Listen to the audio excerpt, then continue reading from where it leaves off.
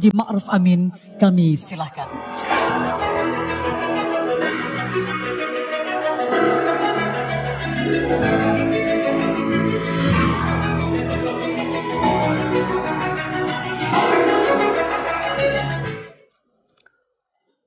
Assalamualaikum warahmatullahi wabarakatuh. Bismillah, alhamdulillah, wassalatu wassalamu ala rasulillah wa ala alihi wa sahbihi wa mawala.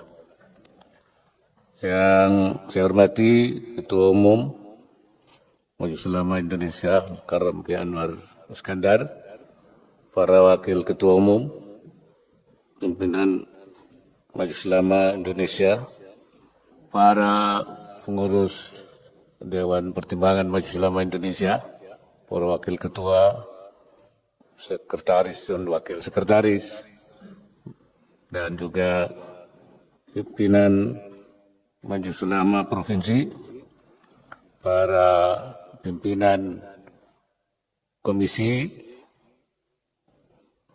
lembaga dan badan-badan di lingkungan MUI. Karena waktunya sudah hampir maghrib, saya tidak akan banyak memberikan.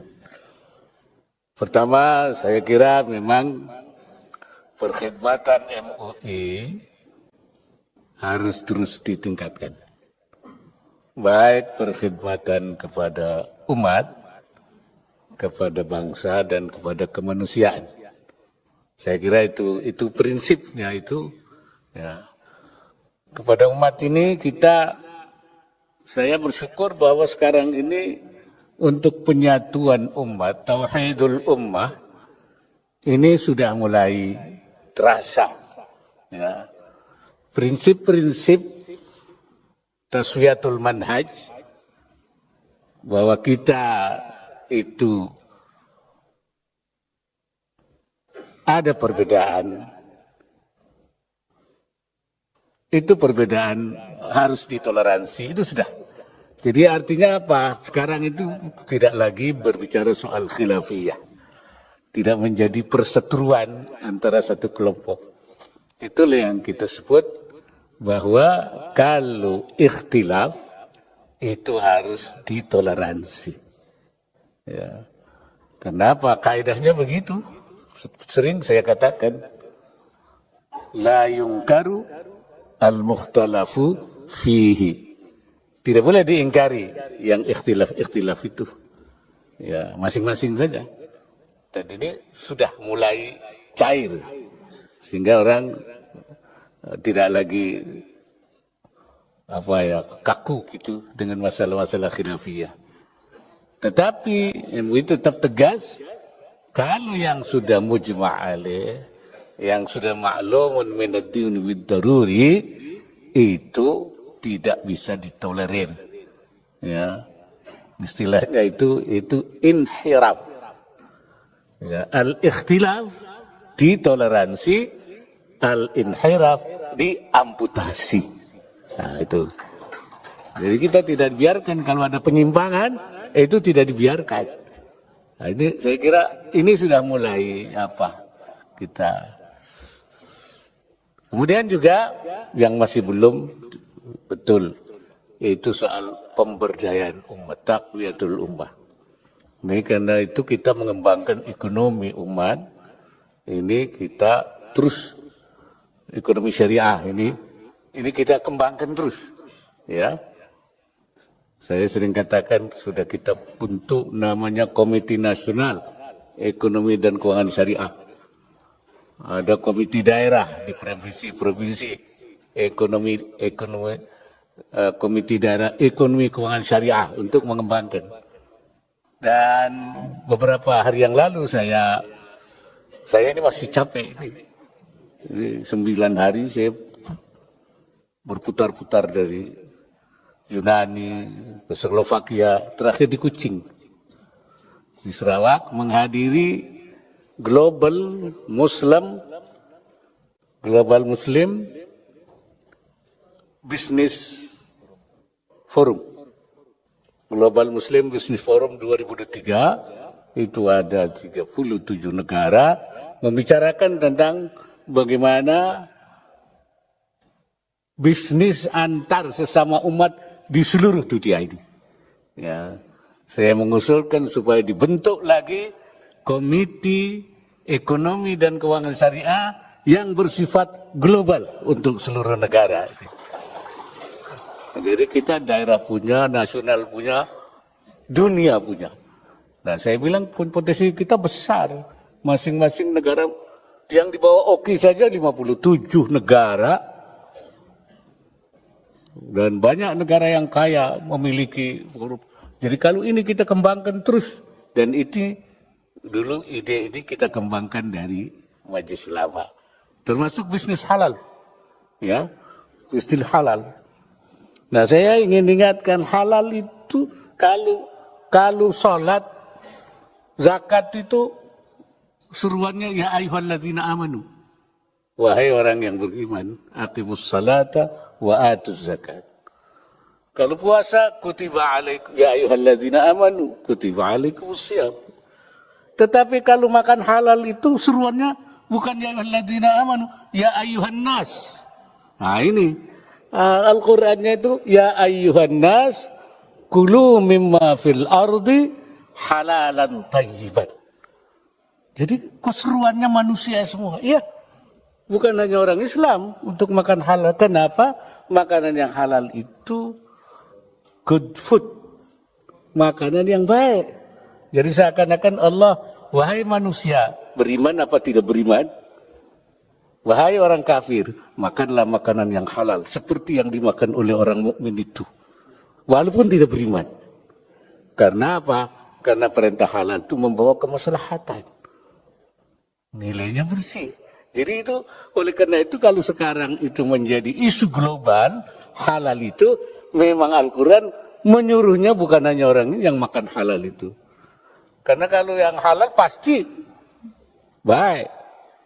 Kata ulama itu binatang itu kenapa Allah mengharamkan yang bangkai atau yang tidak disembelih? Karena di dalam binatang itu ada darah kotor, ada darah bersih.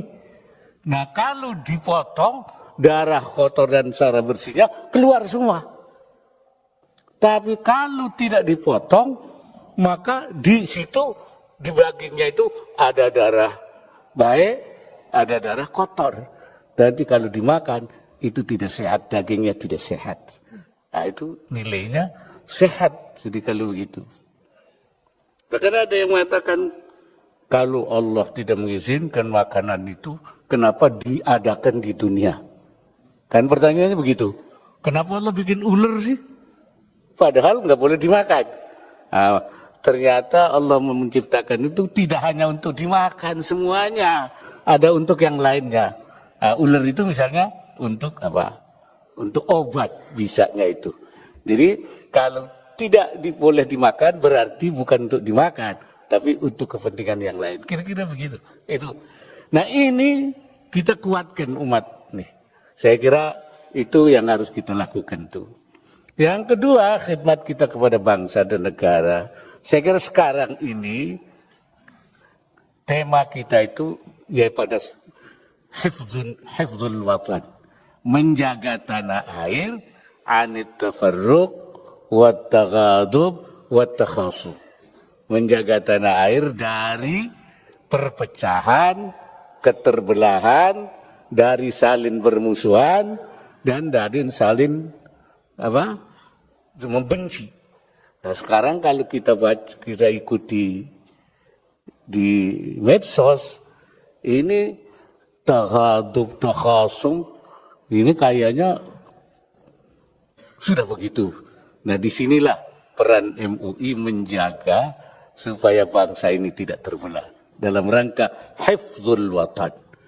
Jadi saya ingatkan tetap MUI sebagai lembaga harus netral. Tapi kalau kalian misalnya mau memilih, mau condong ke kanan, itu urusan kalian secara pribadi. Tetapi jangan membawa MUI. Ini saya kira yang penting kita jaga itu.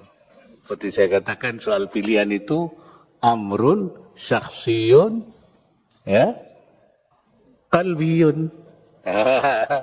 perkara hati, sifatnya personal. Ya nggak usah cerita yang lain. Ya itu soal hati. Amrun saksiun kalbiyun. Sudah. Tapi bagaimana memainkan MUI di dalam rangka pemilihan umum, itu harus membawa sikap netral, menjaga keutuhan umat, yaitu anit taghadub, tafarruq, taghadub, takhasub. Kalau tidak, ini kita khawatirkan terjadi hal-hal yang tidak kita inginkan. Oleh karena itu mari kita jaga. Ini tugas MUI.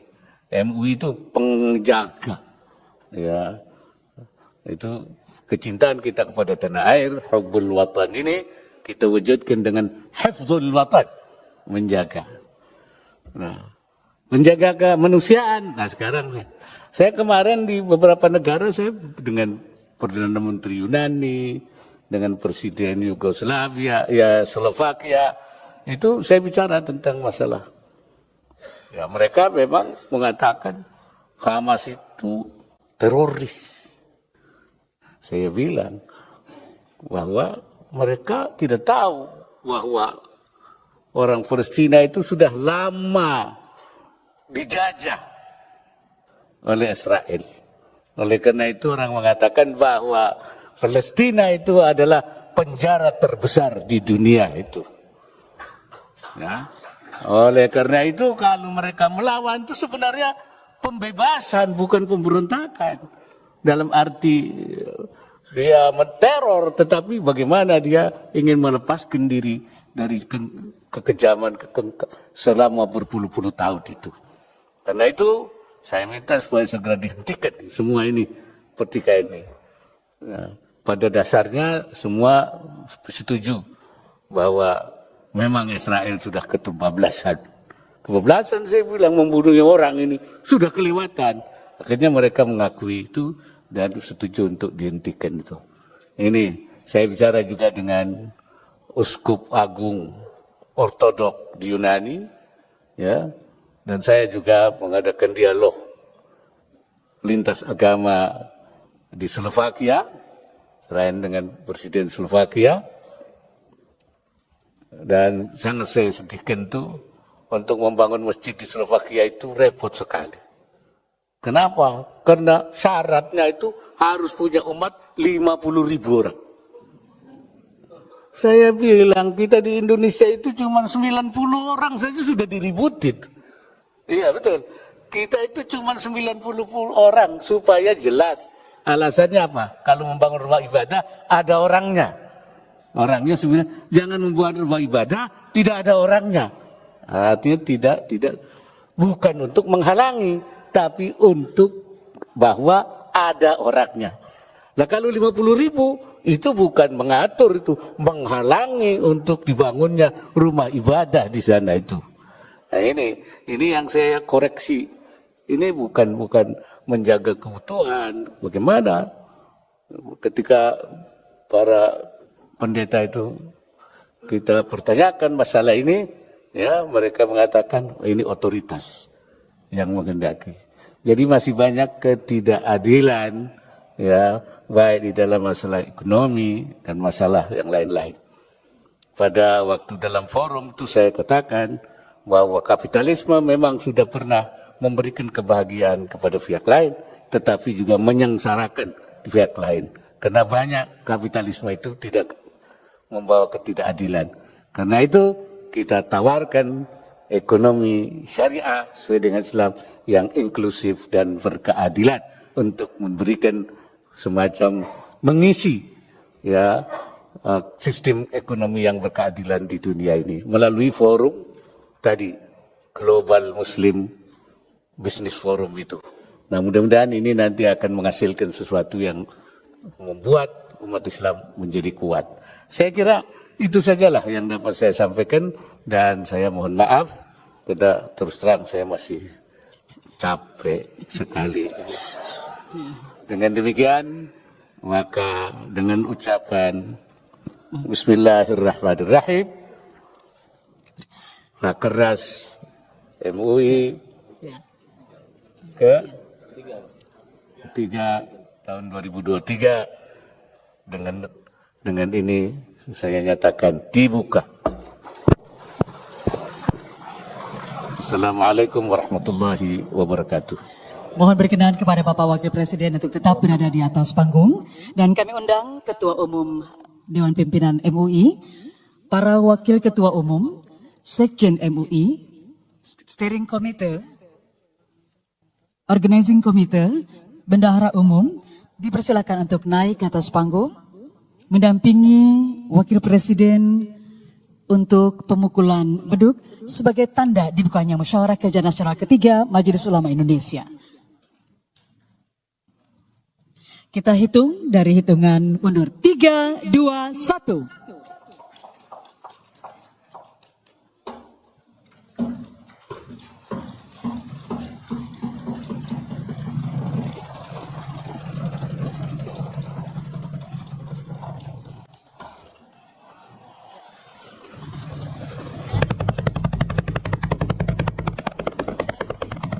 Hadirin yang kami hormati, dengan demikian selesai sudah acara pembukaan Musyawarah Kerja Nasional ketiga Majelis Ulama Indonesia tahun 2023. Mohon tetap berada di atas panggung Bapak Wakil Presiden, Bapak dan juga para ketua untuk berfoto bersama.